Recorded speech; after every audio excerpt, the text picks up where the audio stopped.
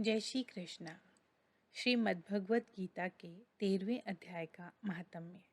श्री महादेव जी कहते हैं, पार्वती, अब 13वें अध्याय की महिमा का वर्णन सुनो। उसको सुनने से तुम बहुत प्रसन्न हो जाओगी। दक्षिण दिशा में तुंगभद्रा नाम की एक बहुत बड़ी नदी है। उसके किनारे हरिहरपुर नामक रमणीय नगर बसा हुआ है। वहाँ हरिहर नाम से साक्षात भगवान शिवजी विराजमान हैं, जिनके दर्शन मात्र से परम कल्याण की प्राप्ति होती है। हरिहरपुर में हरि दीक्षित नामक एक क्षत्रिय ब्राह्मण रहते थे, जो तपस्या और स्वाध्याय में संलग्न तथा वेदों के परम विद्वान थे। उनकी एक स्त्री थी, जिसे लोग दुराचार कहकर पुकारते थे। इस नाम के अनुसार ही उसके कर्म भी थे। वह सदा पति को अपशब्द कहती थी। उसने कभी भी उनके साथ शयन नहीं किया। पति से संबंध रखने वाले जितने लोग घर पर आते थे, उन सबको डांट फटकार के भगा देती थी और स्वयं व्याभिचारिणों के साथ रमण किया करती थी।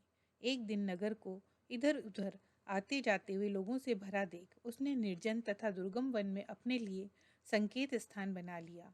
एक समय रात में किसी कामी को न पाकर वह घर के किवाड़ खोल नगर से बाहर संकेत स्थान पर चली गई।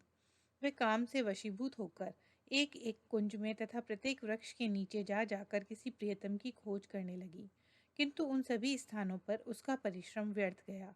उसे प्रियतम का दर्शन नहीं हुआ। तब उस वन में नाना प्रकार की बातें कहकर विलाप करने लगी। चारों दिशाओं में घूम घूम कर विलाप करती हुई उस स्त्री की आवाज सुनकर कोई सोया हुआ बाघ जाग उठा और उस स्थान पर पहुंचा जहां वह रो रही थी। उधर वह भी उसे आते देखकर किसी प्रेमी की आशंका से उसके सामने खड़ी होने के लिए ओट से बाहर निकल आई। उस समय व्याघ्र ने आकर उसे नाखूनों के प्रहार से पृथ्वी पर गिरा दिया। इस अवस्था में वह कठोर वाणी से चिल्लाती हुई पूछ बैठी, अरे बाघ, तू किस लिए मुझे मारना चाहता है? पहले इन बातों को बता, फिर मुझे मारना।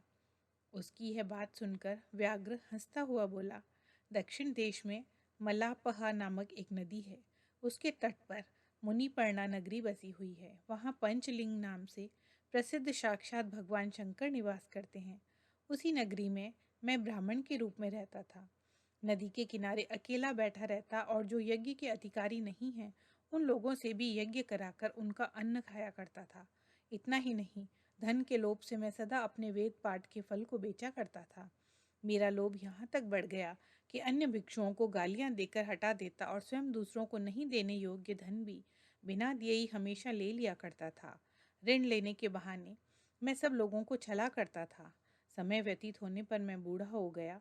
मेरे बाल सफ़ेद हो गए, आंखों से सूझता न था और मुंह के सारे दांत गिर गए। इतने पर भी मेरी दान लेने की आदत नहीं छूटी। पर्व आने पर दान के लोभ से मैं हाथ में कुश लिए तीर्थ के समीप चला जाया करता था। तत्पश्चात जब मेरे सारे अंग शिथिल हो गए, तब एक बार मैं कुछ धूर्त ब्राह्मणों के घर मांगने और खाने के लिए गया। उसी समय मेरे पैर में कुत्ते ने काट लिया। तब मैं मूर्छित होकर क्षण भर में पृथ्वी पर गिर पड़ा और मेरे प्राण निकल गए। उसके बाद मैं इसी व्याघ्र योनि में उत्पन्न हुआ।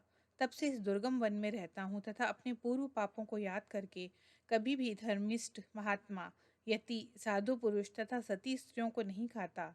पापी, दुराचारी तथा कुल्टा स्त्रियों को ही मैं अपना भक्ष्य बनाता हूँ। अतः कुल्टा होने के कारण तू अवश्य ही मेरा ग्रास बनेगी। यह कहकर अपने कठोर नखों से उसके शरीर के टुकड़े टुकड़े करके खा गया। इसके बाद यमराज के दूत उस पापिनी को यमनीपुरी में ले गए। वहां यमराज की आज्ञा से उन्होंने अनेकों बार उसे विष्ठा, मूत्र और रक्त से भरे हुए भयानक कुंडों में गिराया। करोड़ों कल्पों तक उसमें रखने के बाद उसे वहां से ले जाकर 100 मनवंतरों तक रौरव नरक में रखा।